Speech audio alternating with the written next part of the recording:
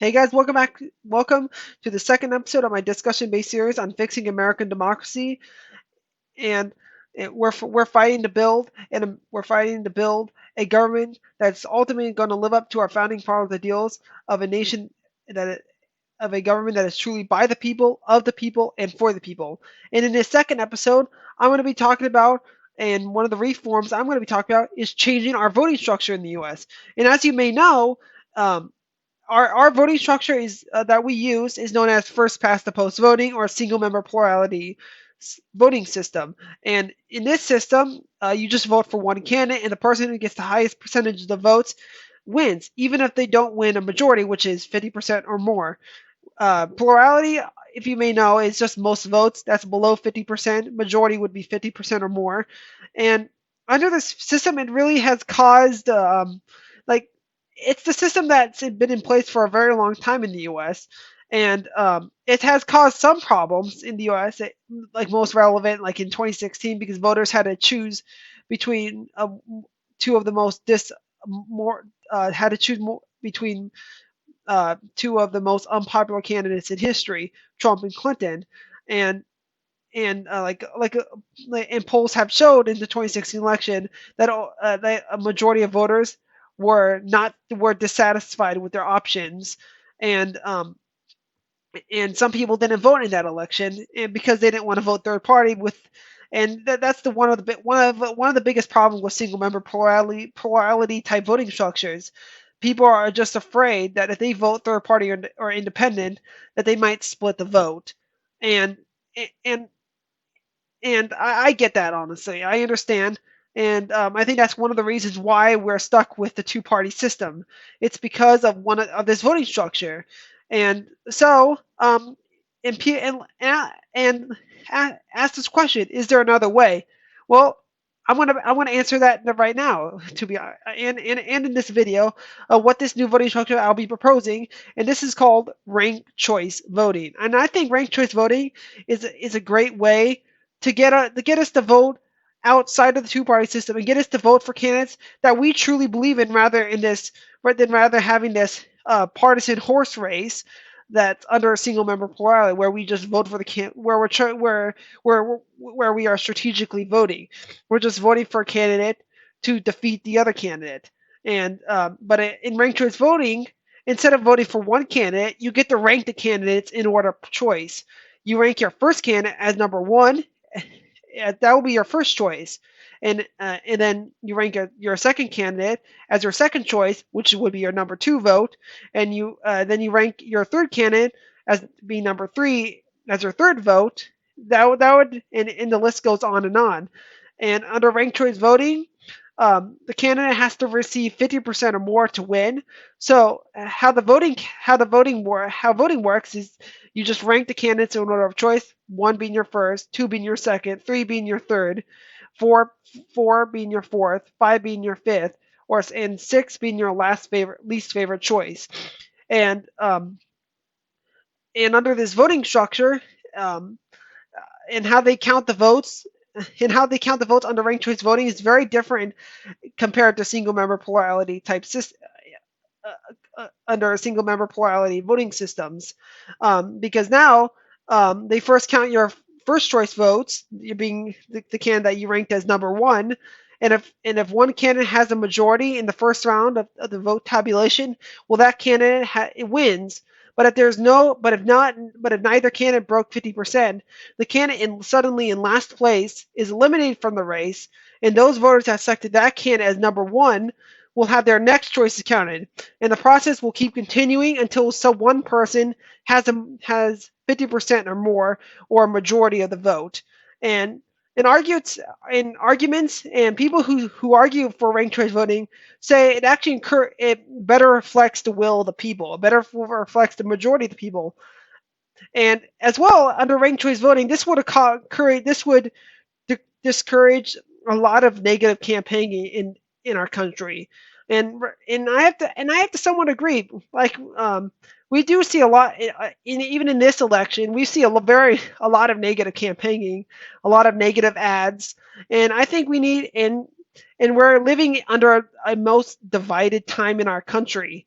And And I think ranked choice voting will help decrease that type of division and would produce more civility in our politics. And that's what our country needs overall. Because under ranked choice voting, um, if you want to earn the support of candidates, if you want to earn the support of other candidate supporters, there is a result.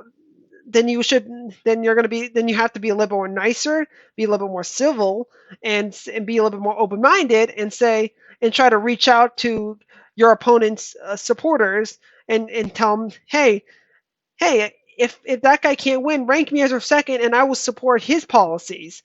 And and I do think, and that will help bring all sides together. It'll bring the right and the left, bring them back to the political center.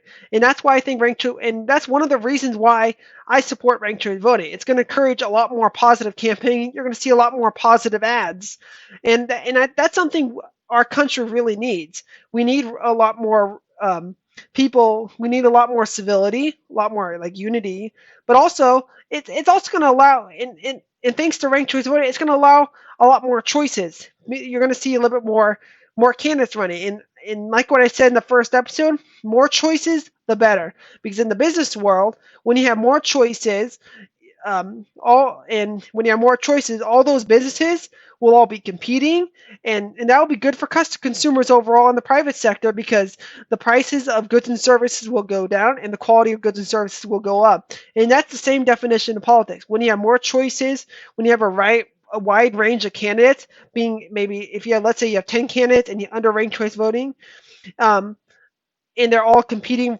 for this one position, I it's going to produce more of a healthier democracy, but as well it's going to also better reflect the majority of the voters, and it's going to encourage a lot more civility under a ranked choice voting election because candidates are going to be trying to are going to be trying to compete, not just compete for to win, eh, but also reach out to their opponent's supporters and try to get them to rank them second. And that's going to encourage a lot more positive campaign, a lot more civility, but also bringing candidates together. And I honestly think that's something what our nation needs overall. But I understand like there's some opponents who don't like the idea of ranked choice voting and just want to keep it as the same, and I get that. I understand it. I can understand how it can be a little bit confusing because and it may be a little bit harder. Uh, you're giving the voter, you're requiring the voter to put a lot more work into voting because instead of under plurality type voting, first past the post voting, with being the winner with the most votes, um, you just that under ranked choice voting, there's a lot more work to it. You have to rank the candidates, being you have to rank them in order of choice preference. One being your first, two being your second favorite, three being your third favorite, four being your fourth favorite, and five being your fifth favorite, and six being your sixth favorite, and your last choice candidate will be all the way at the bottom of your ranking. And I get that as well, and I understand and it might take a little bit longer, but I'm okay if counting the votes and is a lot it takes a little bit longer. I'm totally fine waiting for the results because I just want the people to be better reflected in all elections overall, and I think that's a good thing because if the majority are being heard and the people are being heard overall, I think that's going to produce more of a better democracy, healthier democracy, and even you're and even it's going to produce a lot more civility, and people are going to be accepting the election results even more. And but overall, ranked choice voting, in my opinion, is one of the reforms that I think our country really needs. And and it's right now it's being used in a numerous local in city government right how elections. It's being used in the city of Portland, Maine. Um, it's also being used in Minneapolis, even Santa Fe. And New York is going to start, I guess, in New York City. They voted on whether or not they want to change their voting structure to ranked choice voting, and as well. Speaking of Maine, Maine adopted ranked choice voting, and back in 2018, in the 2018 House election, they used ranked choice voting in their House election, and then now in 2020 they advanced it to presidential and Senate elections, and I do think realistically, if we adopt more, if racial voting becomes a national standard all across the nation, I think we're going to see a lot more civility, unity, and a lot more positive campaigning rather than negative campaigning in our politics.